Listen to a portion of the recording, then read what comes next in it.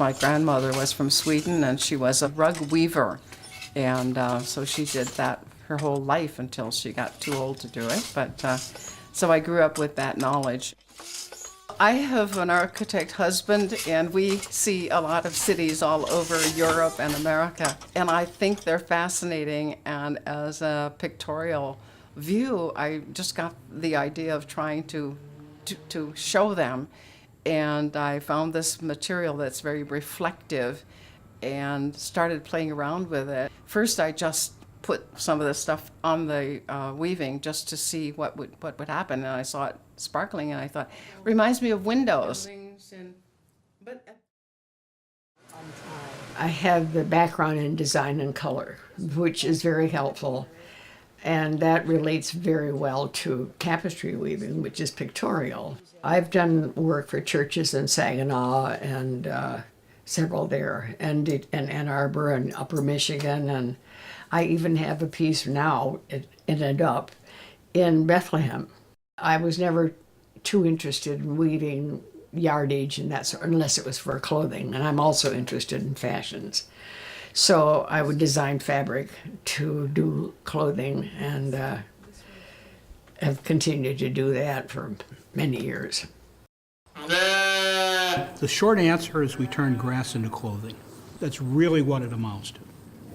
From the community of spinners, knitters, weavers, you have to have raw products, whether you raise sheep or goats or alpacas, llamas, whatever. That's the base raw material.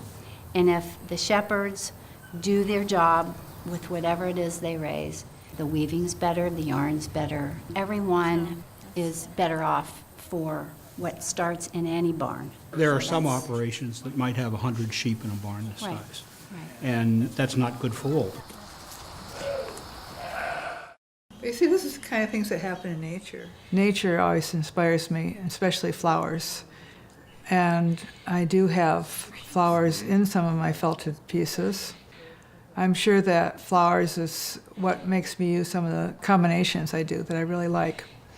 I've been a weaver for a long time, and I still enjoy that. Right now I really enjoy doing Nuno felted scarves and other Nuno felted pieces. I also really enjoy dyeing fabric, and I make jackets out of the pieces that I dye. Taking the color out of the fabric. Well, the Arbor Fiberarts Guild started back in the 50s. There was a woman named Joyce Jones who was teaching a weaving class at the Ann Arbor Y. A few of us ended up taking that class. And when I took those classes, then I met other people who were also taking classes, and it turns out they had formed a small guild. At that time, when they invited me to join, there were about 15 people total. Interesting people, all kinds. The earliest memories are going to Joyce Jones' house or somebody else's house and sitting there and just in awe of these people who knew what they were doing, because we were just taking a class and just learning. Then we became more, and we met regularly, became more organized. We had a lot of pieces that we didn't know what to do with and decided to sell them. So we ended up having sales and exhibitions. Over the years, we've had an increase in events and also an increase in patrons. We have our annual holiday sale, which is growing in popularity. The Fiber Feast is a runway show, and people work over months to create their pieces that they're going to have on a runway, and it sells out really quickly. So they didn't even put an advertisement out because it was all sold out before it even went on the internet. The art fair attracts people from all over the United States and other countries. And we do have people coming into our booth who end up joining the Guild. I've been in the Guild a really long time, We have 50 or 60 people coming to every meeting. The meetings have different purposes, sometimes to have speakers, sometimes to have the members learn from each other.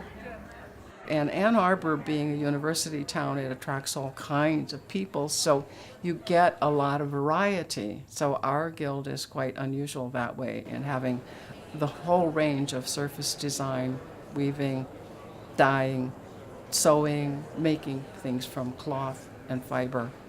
That's the purpose of a guild like that. You make, not only make friends, but you learn and you appreciate other fibers and what other people do with other things. And that expands into the community, and that's the beauty of it. You learn more and you share, and I think the sharing and learning builds friendships as well. I'm totally full of admiration for the talent that these women exhibit in their own particular field. And a lot of the women are much too modest about what they do. You've got to put it out there and let people see what you're doing.